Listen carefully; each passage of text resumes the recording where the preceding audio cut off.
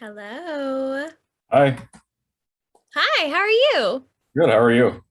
Good. Am I in the right place? Yeah, Okay, hi. thanks for willing to do this. Yeah, I'm on a little early. I hope that's okay. Yeah, no, Um, I am on my way to Albuquerque, New Mexico for a convention tonight. So I'm oh, in the middle of all this packing and stuff. So I thought, well, maybe he's ready. yeah, yeah, no problem. So I, Um, oh, go ahead. I could just jump around then with your career so far. Oh, yeah, yeah, sure. Yeah. So the first thing I can say, I did think it was really cool that even before voice acting, that you got to play Sherry in a production of Bus Stop. Oh my gosh. Wow, you just like dug right on into the deep. Yes, I did. That was one of my first theatrical roles. And I became a theater major because I didn't know how to become a voice actor. And I thought, well, maybe they're related somehow. And then I know in terms of anime inspiration that it was from seeing a wall scroll of Gunslinger Girl. That's right. How did you know this? Are you following me around? No. Yes. So my origin story took place when I went to Akon in Dallas. It was my first con ever. I didn't know what anime was. I just knew people liked cartoons and they dressed up like them. And that's where I saw the most beautiful character ever to me at the time. It was Triella from Gunslinger Girl. She had these very soft, motherly eyes that I felt drawn to. I just felt so like like-minded, I guess. And I've never had that happen since. It was always I don't know, I just loved that moment. And from there, I watched Gunslinger Girl, fell in love with it, found out that's Funimation had made Gunslinger Girl, and decided I want to work there. So completely changed my direction, changed my major, all because of one character. So I firmly believe that my life is divinely guided by the characters I love. So that I'm always a supportive of people that like dress up like characters, write fan art, do fan fiction. Wait, write fan fiction, do fan art.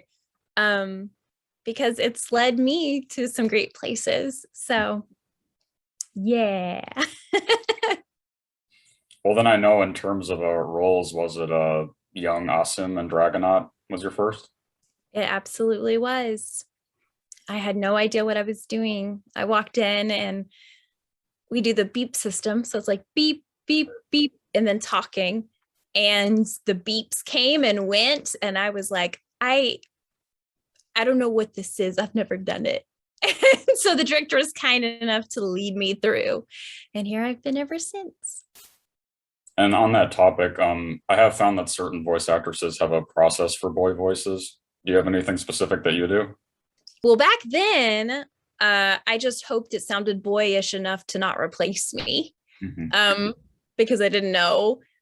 There are different styles of boy voices in anime, as I'm sure you're well aware. There's like the deep Naruto type voice, but then if you lower your voice, keep it right in this area, or even keep it lower in your tummy, even you pull that voice from different places, and these tiny little micro changes can change the voice and change the character. It's really fascinating Yeah. how voice works. Well, one of my probably my favorite one of yours is the young version of Eric Vale's character in Free. Oh my gosh. Uh, I had something to say, but I can't say it. Oh, okay. Okay, stuff. Okay. But yes, and I love Eric anyway. So getting to play the young version of Eric, it's like I always say Eric Vale has the best. He's got such a like I don't know the cadence of his voice. Sanji, Yeah. he played John in Gunslinger Girl. That voice is like music to my ears. So to be associated is just like, And then I know around the same time as Dragonaut, do you remember much about being in Nabari no O? um, I do. It was a really fun role. Gosh, do you remember my character's name there?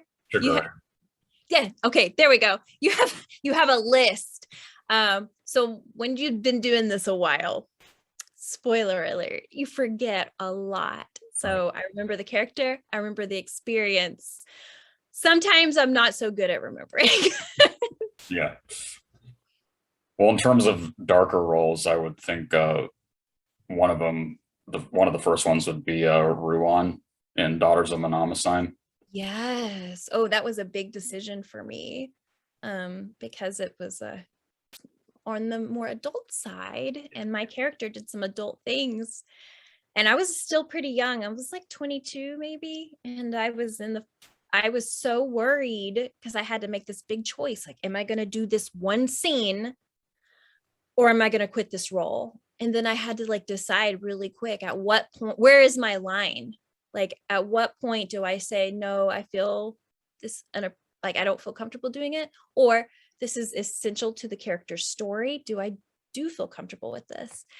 And in the middle of Funimation, I took a bathroom break and called my granny and my dad, and had to, Dad, I don't know what to do. I'm in this scene and this and this. And we had to have this big family powwow because I'm a country girl. I'm very close to my family. And I ended up doing the role and I loved it.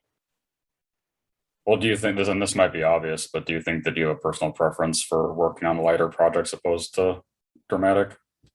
Uh, Actually, no. Back in the day, I always live a silly character. I play so many fun. I've been very, very grateful for all of the awesome roles that I have that are so silly, but also the heavier roles, the darker roles, like Megami from Shiki, Mhm. even 02 and Darling in the Franxx. She was very, she had a controversial situation going on. And all of that challenges me as an actor and challenges me as a person, really, because I always say that if you can't get in touch with your own emotions, how can you hope to portray these characters honestly? Right. So it's always a good challenge for me to get in touch with who I am as a person. I love that. Mhm. And I'm sure that there's multiple cases, but what do you think the darkest headspace you've had to go for a character is? Oh my goodness. It's hard to nail down one. Even, I don't know, like even with lighter characters like Happy, when he has a difficult time and I'm playing him crying or screaming or fighting, that's a very real, visceral situation for him to be in. Mhm. Um, and I have, even though I have a silly voice, I have to play it seriously because this is his experience. So I've been in a lot of different places. I've been challenged to become people who are not exactly human. I've had to tell friends goodbye, family members goodbye. I've been abused by family members in a lot of these roles. So nothing really sticks out to me as like, that's the darkest. Okay. If I'm playing honestly, um, they're all light and they're all dark in their own ways. Well, of course, there's some pretty sadistic characters like in Kekai Sensen uh, and Magical Girl Spec Ops Asuka. Those are pretty. Yeah, yeah. They get pretty intense. And it's funny because those dark roles that get like violent dark sometimes are super exciting, because if you're used to being like a harem girl or a mascot character, it's like, yeah, I think I will cut someone's legs off today. So it's a fun thing, and that's part of the fun about being a voice actor, right? It's that you can play all different kinds of characters and you're not bound by the way you look. Mhm. Or well, even something that is dark in a more grounded sense, like Nureha and Log Horizon. Yes. They all go hand in hand in this interesting way. Mhm. What about who do you think that you personally relate the most to? In all of the characters I played, that's a hard one. There are bits and pieces of me in all of my characters. I really related to Nene and Hanako. I relate to 02 and Darling in the Franxx. all for different reasons. I relate to Happy in a lot of ways. But I feel like that's the only way I could portray them truthfully, is that I have to find some little core in there, even if they're completely opposite from me in every way. At the heart, there's some core manner and where we're the same. Otherwise, I wouldn't have been cast. Mhm.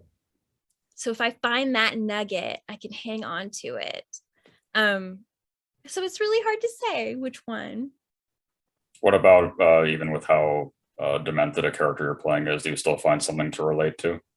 I try very much because it's all in perspective. I played some characters that have done some horrible things, but a lot of them have really hard backstories. That Mhm. doesn't justify the things that they do, but I put myself in that headspace and I think, okay, maybe I would have handled that differently, but that's this person and this is where they are and they deserve to be seen and they deserve to be heard, Mhm. and played honestly. And then what happens to them beyond that is up to the author of the show or how the audience takes them. It's my job to get in there and to love them and play them truthfully. And then beyond that, it's not my issue. Well, and then relatively recently, how did you approach a character like Nania in Vanitas? That was very interesting and unlike a lot of your characters that you played. Oh my gosh. Ooh. Nania. Like I love that you asked about her because I absolutely love her. Spooky. Yeah. Very spooky. Every time I play her, I learn a little bit more about her. Just this heaviness, I guess, is the only way to describe it. A heaviness that just looms and is dangerous. Mhm. And being a little fearful of her, but then realizing, oh, I am her. You better get your head right and be this woman. She's a great one. She's really great.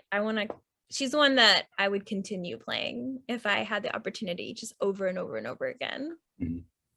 And another really cool vampire you got to do more with, Irina. Yes, that was last season. It went by so quickly.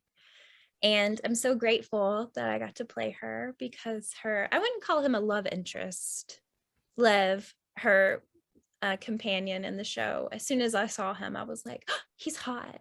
I want to be her. And it worked out. Yeah. So at 35, oh, I guess 36 now, I'm still like fangirl all the way. Did you have that same experience like with something like Kami-sama Kiss?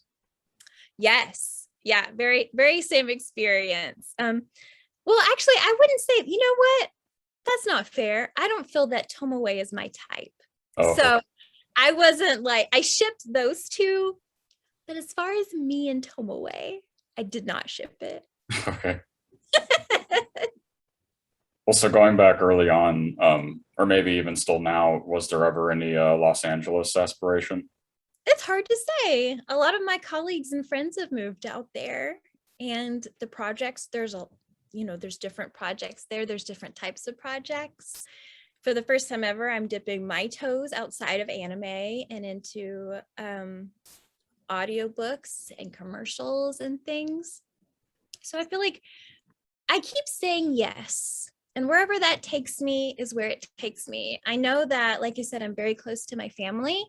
So it's not as simple for me as saying, I'll just up and move to LA. It's a very serious situation for me and always a point of discussion because so many of my friends have moved out there. But I have worked in LA before and often go back and forth. So that's where I am right now. And I'm happy and thankful to be part of any project. Mhm. And whatever ends up happening is what happens. I know one of the one of the main LA projects you got to be part of was Street Fighter Five. Yes. Mm-hmm. I got to be part of that a few times. Yeah.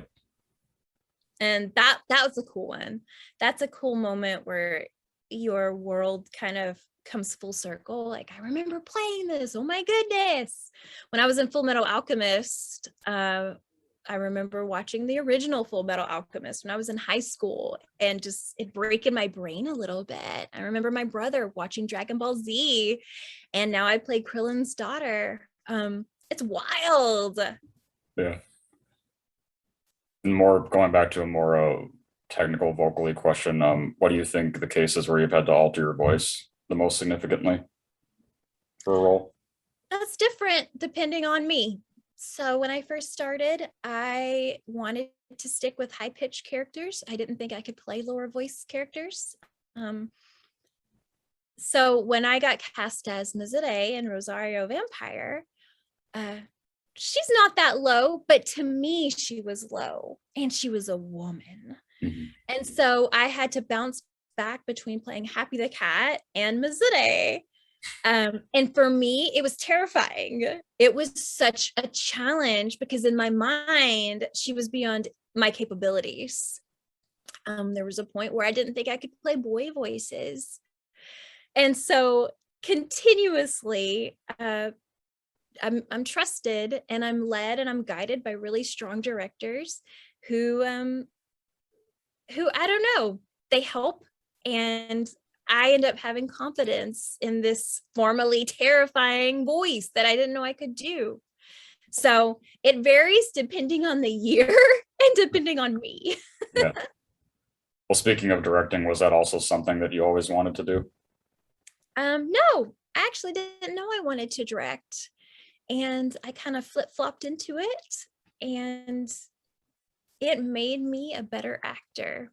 I absolutely love to direct. It's an honor to bring these stories to life. And rather than seeing the perspective from one character, you have to see it from everybody's perspective. And my personality is I'm a leader personality type. So I love leading teams and teaching people and bringing other directors in that are newer and guiding them along and helping actors cultivate their talents and confidence. It's one of my very favorite things to do in the entire world. So being a director put in that position, absolutely love it. And as a bonus, you get to be a better actor. And this, I know it kind of varies from person to person, I've found, but when you're in series that you're also directing, are you directing yourself? I try not to. There have been a few times where if you listen close to shows that I've directed, you'll hear me sometimes in the background doing a little cameo voice, because probably we didn't have anybody booked and I needed it right then. So I jumped in the booth and did it. But if it's like a bigger role, and say I'm directing a show that I haven't cast myself in this big role, but say I'm substituting for a director that's out of town or something, I try to avoid, if it's a big role, directing myself. Sometimes I'll listen to what I do and think, oh, that was really good, yay me. And then other times it's so cringy. And when I'm directing a show and I make a little cameo or something, I always like, oh, that sounds so out of place and weird. So it's definitely more fun to have someone else direct you. Mhm. And this might be kind of silly, but do you ever find that your other interests, like your gardening and teaching children, affect your or come into play with the characters that you voice?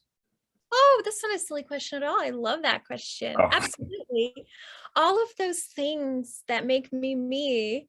I don't know. I try to put a little of that heart into a character. For instance, I love scary dolls. I love dolls, especially ventriloquist dummies. It goes back to my grandfather. It's not a really creepy reason, but people tend to be creeped out by them. So I've just embraced it. And so I'm cast as a lot of creepy dolls, and I adore that. I'm a country girl down home. I was raised in the garden with my grandparents, farming, things like that. So I'm cast as a lot of characters that have got that kind of soft energy, that welcoming down home energy. So even if I don't see it in myself, I've been grateful in that there are directors that see things in me that are part of me. And I think that's a cool thing about being an actor at all, is that it's a million different people, but it's also you in the end. And there's so many actors playing characters that I could never even touch because my experience doesn't lead me to that. And that's cool. I love that. Well, talking again about personal relation to characters, with how long you've gotten to play Yoshino now too, what aspects of her do you relate the most to? Oh my goodness, a lot, especially when I was younger. She's got this beautiful, she's naive, she's silly, she's self-conscious, she's a little shallow at times. She wants these things, but she doesn't know what to do with them when she has them. I feel like that's an experience that we can all relate to as just humans in general. She's this beautiful mess, and she doesn't realize that what makes her messy is the most beautiful thing about her. And the older I get, the more I appreciate people's messes. And so I find that I have that in common with Miss Nene. I love her. And when we were recording that show, that's when the pandemic happened. And so a lot of it I had to record from my closet. Yeah. So, and it's an honor to be in that show at all. It's so beautiful, right? It's got this gorgeous watercolor look and these thick, bold outlines. Gosh, I fell in love with it the moment I saw it. And for the characters to be so dynamic and the story to be so good, that's such a rare treat. That I want a season 2. I want a season 3, 4, 5. I would play her forever. Yeah, that's what I think is one aspect that attracts, or people are so attracted to Hanako by, is that it has the cute, interesting look, but it's also really dark once it gets going. Yeah, it's absolutely beautiful. And as a person that appreciates storytelling and animation, I've been in a lot of anime, and not all of them are this beautiful visually. It just takes things a step farther, and just the color palette, even it's stunning. Well, in talking about remote recording, where I would assume that you also did Eden Zero remote. I did do Eden Zero remote, and we did Eden Zero in California. Yep. So that was a surprise. I went, I had never worked with Bang Zoom before, and they were absolutely lovely. I loved the experience, but there was a time where I knew Eden Zero was coming, and if Funimation didn't get it, I was like, okay, if you get recast, as you have to be cool about it. You can't be weird. You can't be diva. You uplift whose ever turn it is to take him on next and support them in solidarity. And then I was able to come back and play Happy. And so it's like, whew, glad I didn't have to do that. But I was prepared that if I had to, I would do it graciously. Do you have without the entirety you've been playing Happy, do you have a number one favorite line? Yes, I do. It comes from the dub. I'm not sure if it's canon. I'm not sure if it's direct translation, so forgive me. But it's when he meets Carla for the first time. And that's one of my favorite episodes anyway, because he gets so silly and Looney Tune with these big hard eyes. And he says something like, Lucy, I'll give you all my fish if you tell that Vision I haven't been neutered yet. And that always stuck with me as so funny. Yeah. Well, I mean, or things like I know another big favorite one for fans is the butt bumping thing, like prepare to die. Die, Panther Lily. Yeah. That's another great scene. I think he calls it her cushy tushy. Yeah. If I believe, right? Yeah. Another big long running character with slime reincarnated as a slime. Yeah, that was a surprise gem. I walked in and I got cast as Shuna, and I didn't know what this was. I just know it was an anime with another long title. And it turned out to be like a crowd favorite. And it's a really fun show. I think is it called Little Busters or Cannon Busters? Yes, Little Busters, Yeah. directed by the late Christopher Ayres, who was a very, very good friend of mine. I'm so thankful to be part of that show. Well, and in terms of people, who are you closest with in the VO community? It depends on what we're talking about exactly. So if you're talking about like colleagues, I consider these people that I've worked with for over 10 years, some of my dearest friends. But people I'm kind of a lone wolf. I'm very bubbly and all over the place, but I have very solidarity. Like I write, I draw, I build. This guy behind me, I built him. He's a puppet. Oh, I garden. So a lot of my hobbies are lonely. So I have to remind myself, go out there, stop being a lone wolf and hang out. Uh, so as far as the voiceover community, some of my dearest friends are Felicia Angel, who I am in Devil's a part-timer with and did not know her before. And so I'm excited to work on season 2 when we do. Rico Fajardo, who is a wonderful person, so fun, so dynamic. Who else? Clifford Chapin. I love Monica. I love Ian. There's Sabbath.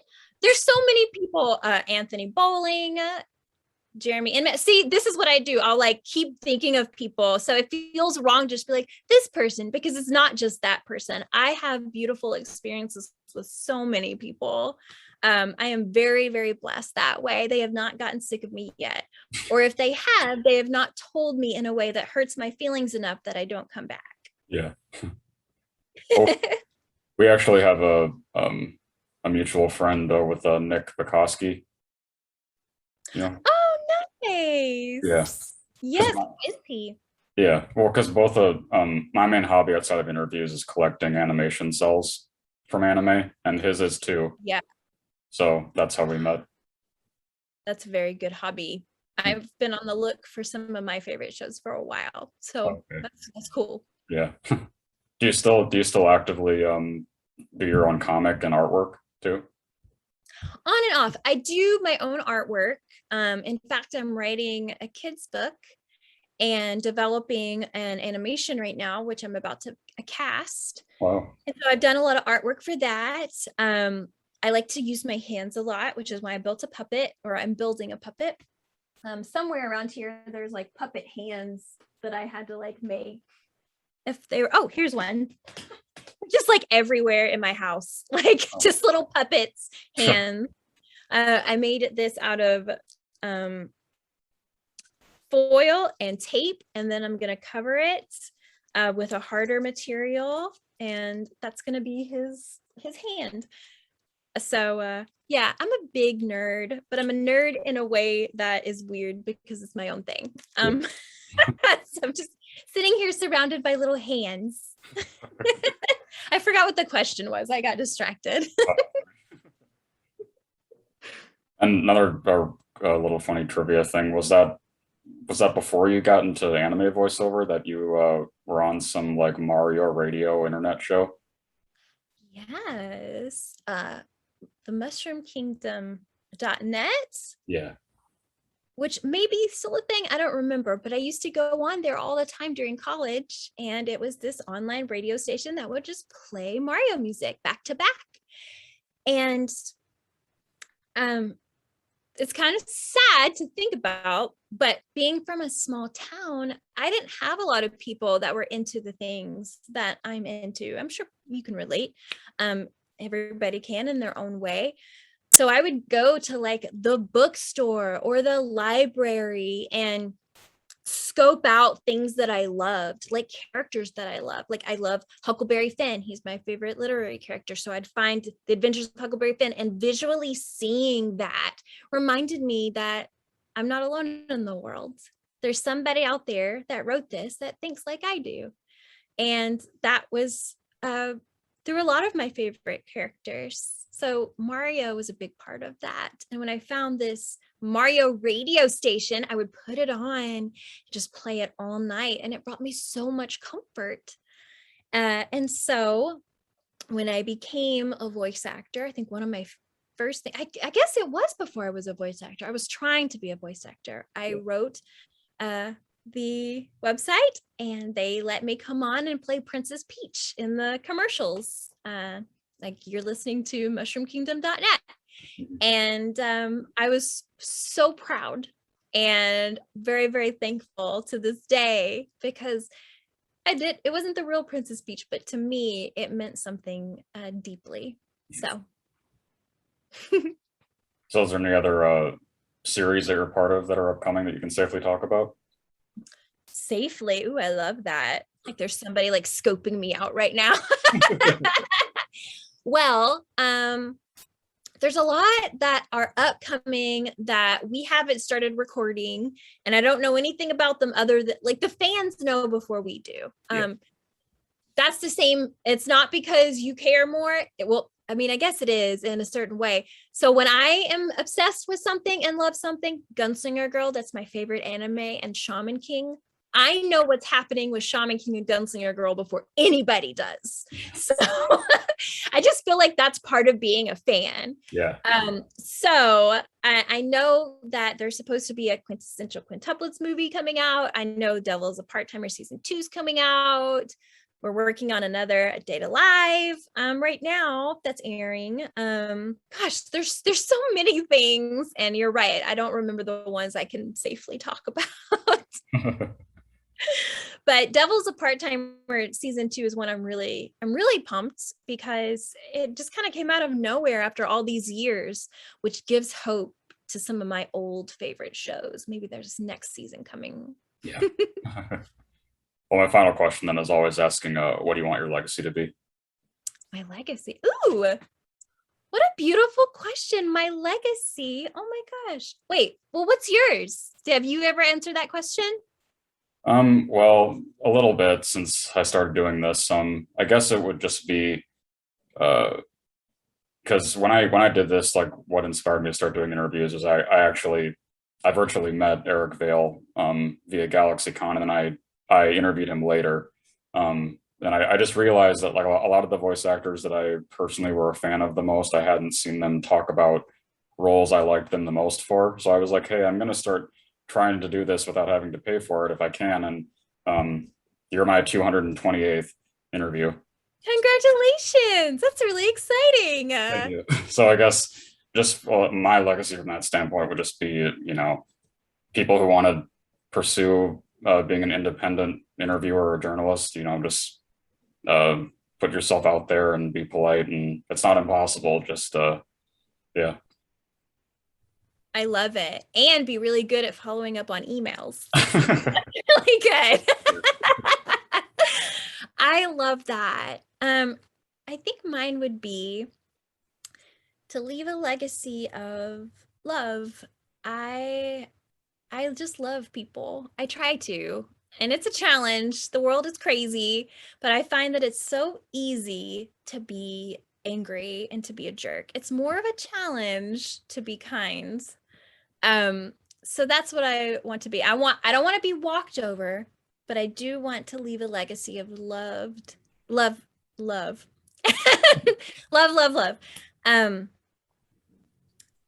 There are times in this life where we all feel unwelcome. So I want to cultivate a community of people that are welcoming and understanding.